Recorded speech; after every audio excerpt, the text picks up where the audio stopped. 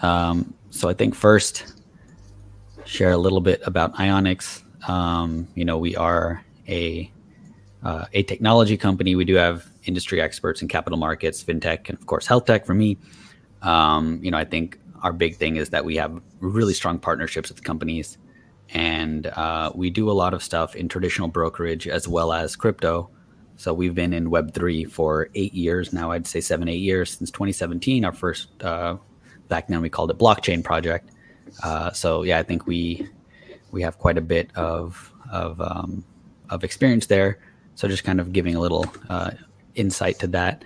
And for who we are, I'm Manas. I lead the health tech vertical here, but I also work as a consultant. I consult for a lot of, I wouldn't say a lot, but various Fortune 500 companies and institutional investors, kind of like where the money is going in health tech today and where it's going to go in the near future.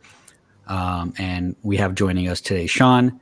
He's worked with us in the past as well, and he's another great partner for us at Ionics. He's a tech entrepreneur, and he's been helping organizations kind of understand and incorporate emerging tech as a result of their business goals. So you don't implement tech just for the sake of implementing tech.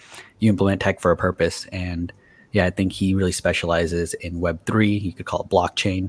Sean, welcome. So I want to start kind of at the beginning before we get into what's happening today. So the very beginning of the crypto saga, we have Satoshi Nakamoto, probably not his real name, or if he was a person or an organization, nobody knows, but he kicks off things with Bitcoin, and it's kind of the Wild West online.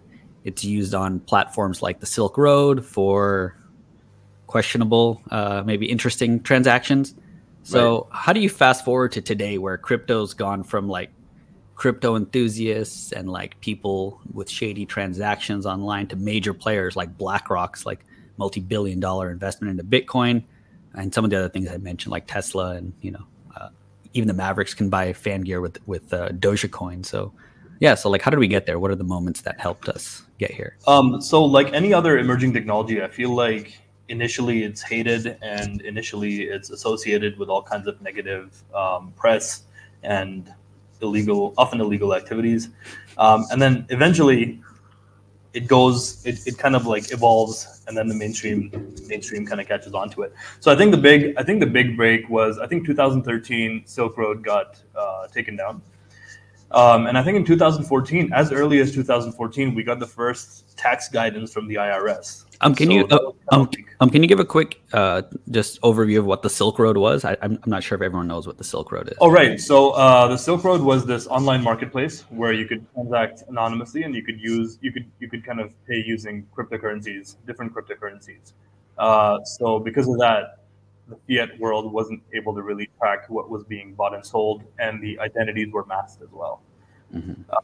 So a lot of people were kind of buying and selling illegal and legal things on the Silk Road, and it really was the Wild West, and eventually got taken down, and that kind of gave Bitcoin specifically, but cryptocurrency in general, very bad press. Got it. Okay, thanks. Sorry to interrupt. Go ahead. Yeah. The year after, the IRS came out with tax guidance, which I think was the first step in mainstreaming the whole thing. And then in 2015, Ethereum got launched. So that kind of gave a platform for people to build on. It kind of presented that smart contract technology that everyone loves. It introduced oracles. There were a ton of innovations that Ethereum came with. And then I think there was a lot of intellectual curiosity in the periods of 2017 to 19. So there's a lot of experimenting. A lot of people kind of looked at the technology. And I personally have experienced that a lot of enterprise people spoke to me about cryptocurrency, spoke to me about Bitcoin during that period. And often a lot of those guys said, we have learned everything we need to know, and we're writing this off from our plans. So there was a lot of early experimentation. There was some curiosity. A lot of people did incorporate it, but a lot of others did not.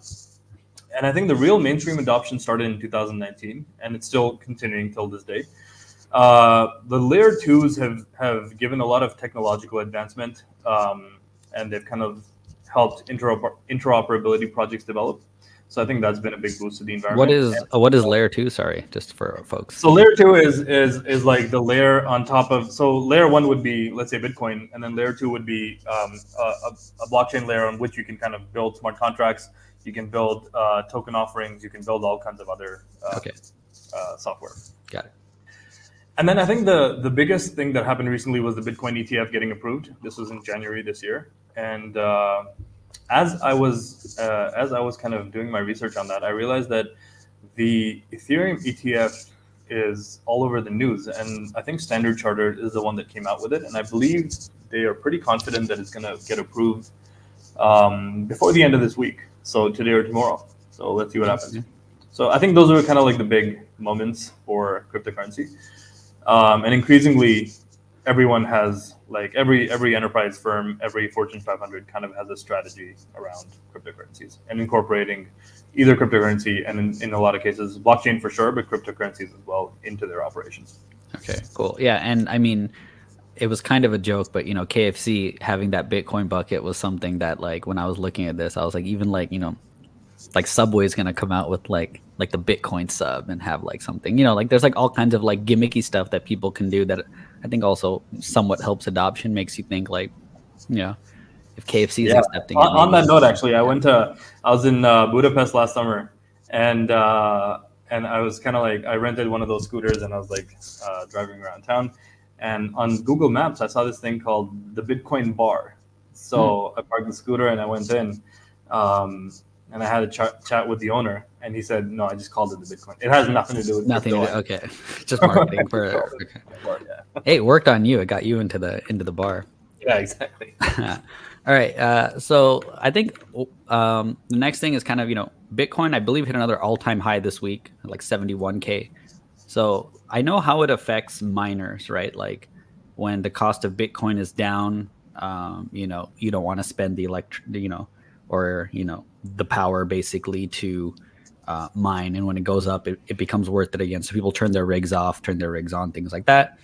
But like, when Bitcoin fluctuates, the actual price, I guess, like how does that affect the market as far as not miners or just uh, I'd say like from the perspective of maybe companies and investors. So like, do we see more like FOMO, like people are gonna maybe not individual investors, but maybe like kind of institutional investors, or like how does this affect traditional investors? Like, does it bring more skepticism when it kind of fluctuates up and down? Because I think if you see the chart, which I don't have here, the all-time chart, it usually like shoots up, comes down a bit, then goes up past the previous peak, and it kind of continues on that Right. route. So yeah, kind of how does this kind of change the landscape for companies for whether they're going to build or use Bitcoin or crypto in general?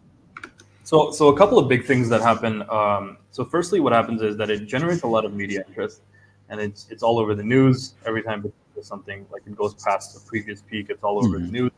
Everyone's talking about it, and increasingly, like banks, especially, they'll have people walking in and saying, "I want to invest in Bitcoin, and I want to do it through like my banking channel." Oh, okay. So a lot of institutional like banks have experienced that there's a lot of demand from their investors or from their account holders to at least have some exposure to Bitcoin. And then I feel like the price rise definitely it kind of generates this interest in adoption, and all of a sudden people that might not have been interested before, all of a sudden they're kind of knocking down our doors to find out how they can incorporate it in their apps or whatever they're building, maybe increase their exposure to it as well. I think that also the second thing that happens is that regulatory scrutiny is increased as well. So the regulators kind of look at it, and I believe in the long term that's a good thing.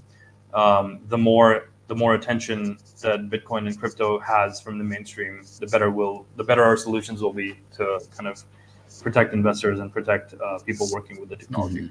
For investors specifically, I know a lot of people purchase it to hedge against inflation. That's been a big one. So a lot of that's like the if you talk to the Bitcoin maxis, that's what they believe, and a lot of casual investors believe that as well.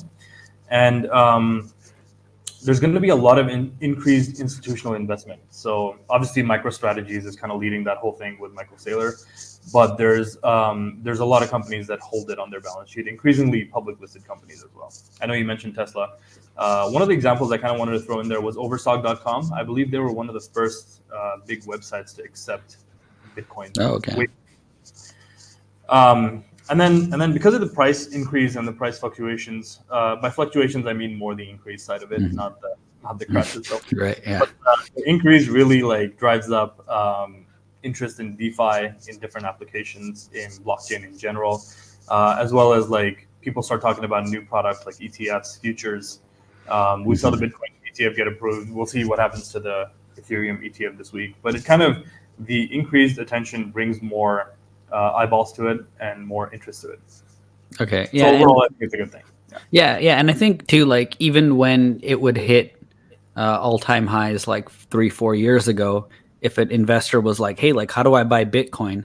It turned into this like tutorial of like, you know, like Charlie from Always Sunny, like pointing at all the things on the chart, right? So it's like, oh, like first you set up this wallet, and like 90% of people are just like checked out. They're like, what? Like I have to set up all this stuff, and and I think like guys like you who have been in the space for a long time, or our mutual friend Andrew, like when trying to get someone into the like to take step 1, you're already on like step 8. You're like, oh yeah, like and you got to make sure to keep it on a hardware wallet. And they're like, what's a wallet? Like people have no idea.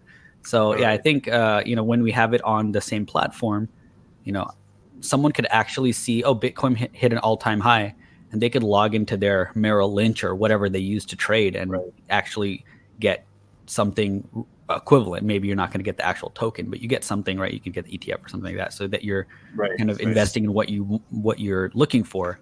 So I think that's one of the positives here too. And with that, I think we've seen a lot of ups and downs, as we've alluded to.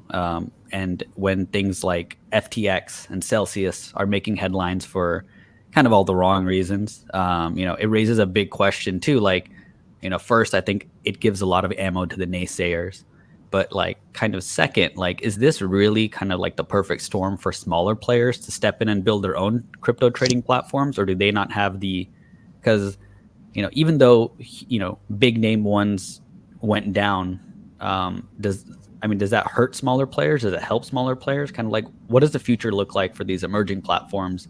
And are we going to see kind of a surge in innovation from these underdogs looking to bring stability and trust? Or are they, are they the next level of scam? What do you think? What's going on right now? I think there's a lot of opportunity for smaller players. I believe that they have competitive advantages. And especially because when you're smaller, you have the agility to kind of meet demand faster, and you can focus more on niche markets that the larger players might not like. It might not be their main thing, but the niche could be your main thing. Especially with growing demand and technological advancements, I believe that there's a lot of new business models and new opportunities being created that smaller, more agile players can kind of focus on. So I do believe that's a big opportunity from them.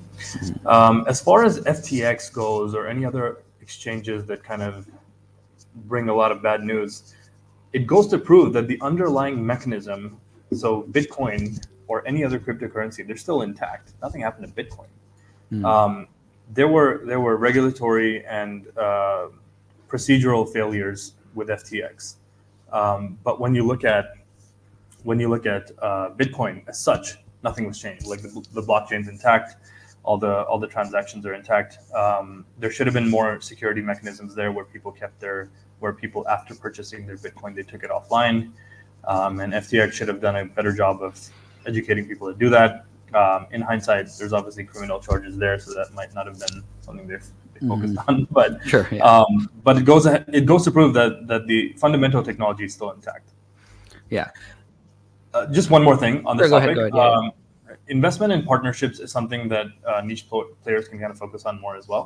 I find that now that we always see that Bitcoin always comes back, it always bounces back. There's a lot of volatility. It kind of comes back around every now and then. So I found that people are investing more in platforms and startups that are focused on Bitcoin or any other cryptocurrency because they kind of believe that it's here to stay for the long term. And a lot of institutional players are looking to collaborate with smaller niche players as well. Okay. Okay. Cool. Yeah. Yeah. I was kind of thinking, when so like you and I went to NFT NYC, was it last summer? We met there, Last summer, right? and yeah, like we went to the Celsius booth, and I think it was just a few weeks before they collapsed, and we went just to get a T-shirt. Like I was like, I don't have crypto to like put in your thing, but I was like, let me get a T-shirt, and the guy who was working their booth, like he gave me like zero confidence. He was just kind of like, yeah, like I wouldn't leave I wouldn't do the because like what you could do on platforms like Celsius, and you could do it even on crypto.com today, is you can kind of park your crypto there and earn interest on it. So say Right. that I park like 1 Bitcoin, and regardless of if the price goes up or down, right? Like say I park 1 Bitcoin when it's at 50K, and they're kind of going to keep giving me interest on it, but they're holding that Bitcoin. So once the time kind of expires, I get like another like point zero whatever Bitcoin. So I'll have 1.0 whatever Bitcoin. Mm-hmm. And if the price went up, then I've made extra. If the price went Right. down, then like I've hedged a little. But Right. the guy, the Celsius guy working the booth was like, I would never do that and I was like, dude, like this is your platform. Like, aren't you supposed to be telling me to do that? But Right. Right. yeah. So I think there's certain things about crypto versus fiat, and I think we've spoken about this as well. They say kind of traditionally, possession is 9/10 of the law, and I've heard that in crypto, possession is 10/10 of the law. Like if you don't hold your crypto personally, then it's not yours. If you're keeping it on an exchange or keeping it anywhere, like you own no crypto. So if you Right. buy from crypto.com, you just let it sit there in your crypto.com wallet, you've actually spent money for nothing. Was kind of the way that he was looking at it too. And I was like, okay, like, I mean, he's not convincing me, but yeah, it's an interesting way to have that. Um, so cool. I think now we've kind of set a good stage, but when you're integrating crypto into traditional finance systems, so like as we kind of discuss integrating into major fintech players like PayPal, Venmo, Square, all of these are kind of embracing cryptocurrency now. And I even Right. mentioned a little bit of the JP Morgan and Goldman Sachs stuff.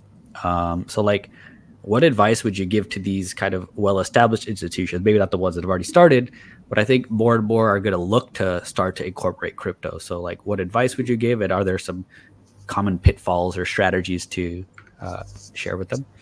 Right. So my advice, first and foremost, would be regulatory compliance. Just really focus on regulatory compliance. Larger firms already have a lot of compliance they need to have in check. So this adds a layer that you need to be on top of. And the thing with this is that the regulations keep evolving. So it's important to have someone that kind of stays on top of that.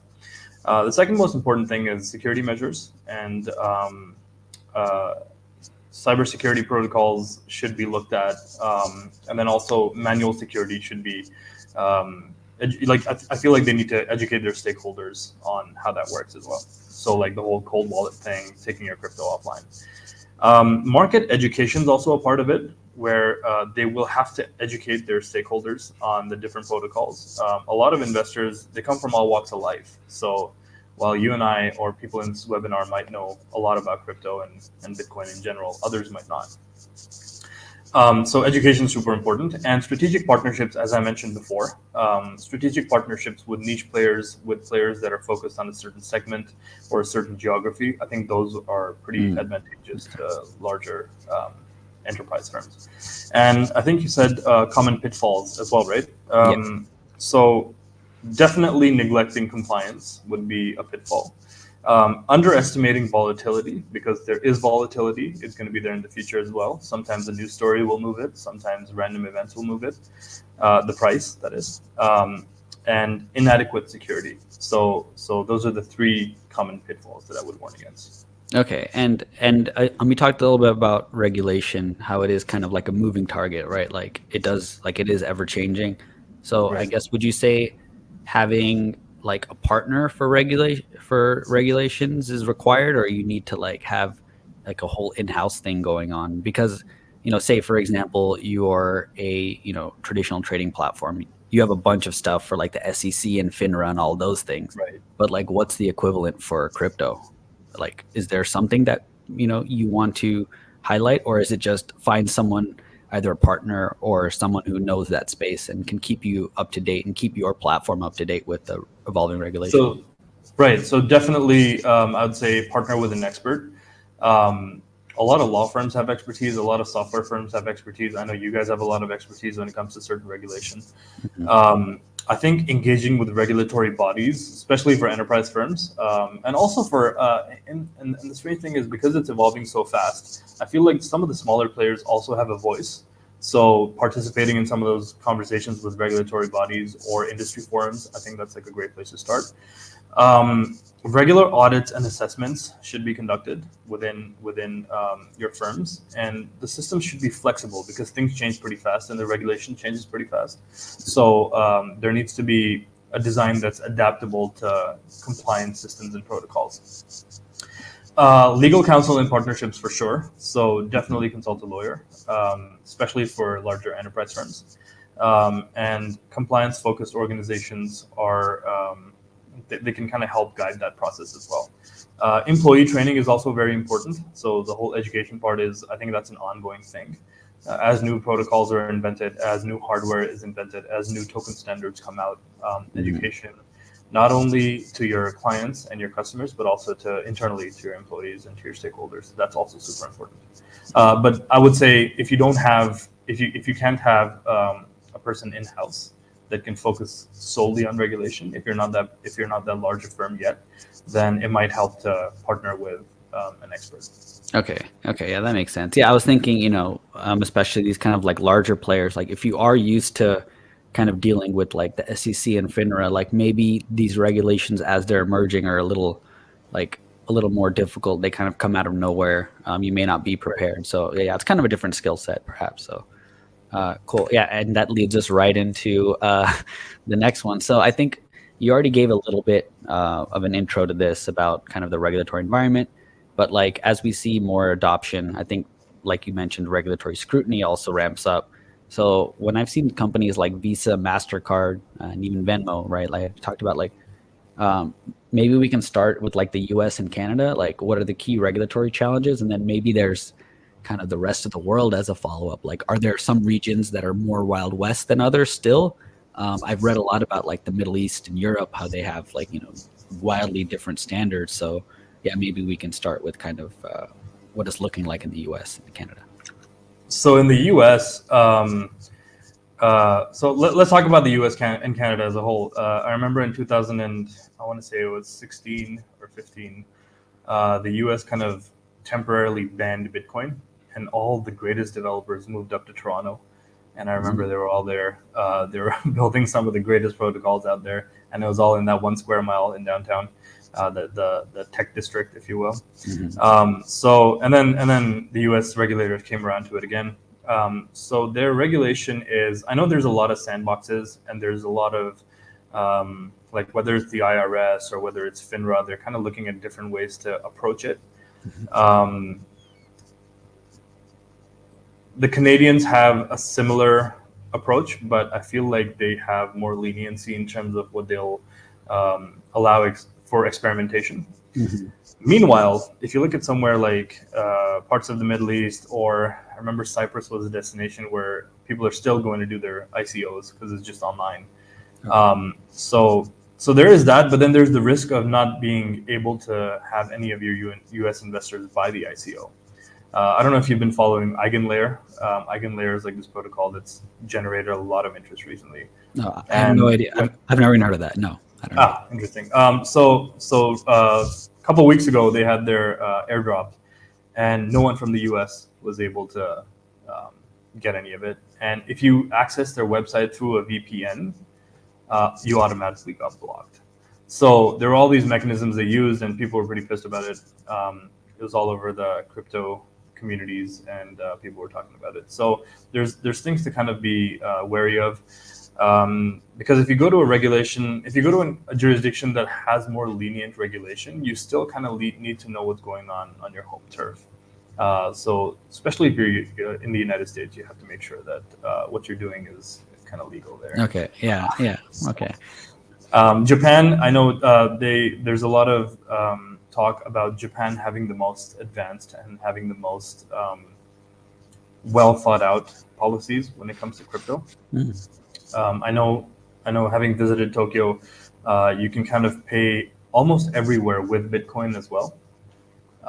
So they've taken a different approach, and they're also, I feel like they're also they have a different tech stack almost that they use on a day-to-day basis. So I feel like it was easier for those for people there to kind of like on board with Would the something. transactions be fast enough for like if I was at like a Tokyo market buying, I don't know, Pocari Sweat, right? And like They were I using they were using sidechains for most of it. okay, okay, They had a lot of sidechain protocols for okay. that. Yeah. But like from my perspective, I'm still paying with like my Bitcoin wallet, and there's some and it Right. happens fast Yeah. enough. Okay, that's pretty interesting. Okay, Yeah. trying to get a Japanese Um, example in there. Yeah. but yeah, but I'd say it's super important to partner with partner with someone or a firm that has long term experience. So someone who's kind of like been in this space for a while. Uh, they have a better understanding of compliance. They have a better understanding of historical trends in compliance, as well as historical trends in terms of the technology and how it's developed. Mhm. And I think generally joining industry groups and kind of staying up to date with the standards is really helpful. The importance of long term experience is that a partner that has long term experience can provide deep understanding of the markets and the market dynamics, as well as help navigate the regulatory landscape in your jurisdiction. And I think experienced partners bring valuable insights and credibility, and I would highly recommend INX as an experienced partner. Yeah. I was just getting there. No, yeah. I was kind of, I quickly changed to the next slide because I was like, oh, I feel like it's kind of flowed always into the next slide, which is good. What I was going to say about the previous thing you mentioned was when you said, oh, it was interesting that I hadn't heard of that thing. I thought it was more interesting that you thought I would have heard of that thing. Like, it seems like this like random niche, the thing that happened 2 weeks ago, and you're like, oh, you haven't heard of Right. this? Like, of course not. I don't like follow Right. crypto news daily or something. But yeah, okay. Maybe So I'll yeah, drop it in chat. Yeah. right, yeah. I mean, it'll be interesting to read, but I mean, I found it interesting that you thought that was like a huge headline or something. Like everybody here probably knows that Bitcoin hit an all-time high, but I'd say like you're probably the only person who's heard of that other thing. But yeah, as we talk about the future, I think this is our last kind of discussion slide here. Like the kinds of partnerships and the self-promotion side. Thank you. Ionix obviously has been in the space since 2017, like I said, and we've built even crypto ATMs for companies and things. And this was again like 2019. I think we built crypto ATMs, which are still around today. Obviously we didn't do the hardware, the software side of it. But I think these kinds of partnerships, when you have kind of long-term experience, like the thing that you mentioned, kind of the trend, like being able to see how it's trended up and down. Like there have been years, like I obviously am not, on projects of crypto, but I hear about them from others in the company. But there have been years like when crypto was down, like people are like stopping projects. They're like, oh, like we don't want this now. The crypto shoots up, and you get like 5 inquiries in that week, right? So like it is kind of an interesting thing to see how the market moves with the price of Bitcoin. And I use Bitcoin Right. as a overall umbrella term because when Bitcoin goes up, everything goes up. It seems to be like, it's the tide that lifts all boats is Bitcoin. So I think that still hasn't changed a lot. But yeah, I do think when we're talking about these kind of partnerships, and you can put crypto into everything, right? Like so, like I said, Ionix has specific, I think, background in both like traditional stock trading. So whether it's post trade, pre trade, the actual order management systems, all of those things like we've built for stocks, and then as well as the entire crypto kind of life cycle. So we do have. We have Crypto Trading Pro, which is a platform. It's not a product. So like you can't buy Crypto Trading Pro and do it. But like we have done this so many times, it's kind of like we understand how to incorporate crypto either as a standalone where you can buy, sell, do all those things. So like a standalone, or you can integrated into an existing brokerage. And we found that like creating a product would have been kind of pointless, I think, because you can't easily incorporate it. There's still a ton of work that needs to be done. So it's kind of like, instead we understand that, we have this platform that we can either, specialize as a standalone, or we can build it into your current app, whether you're a KFC or Subway where you want to buy sandwiches and chicken with crypto, or if you want to incorporate it into your, brokerage platform. So, well, thanks for your time, and hope this was helpful to folks here.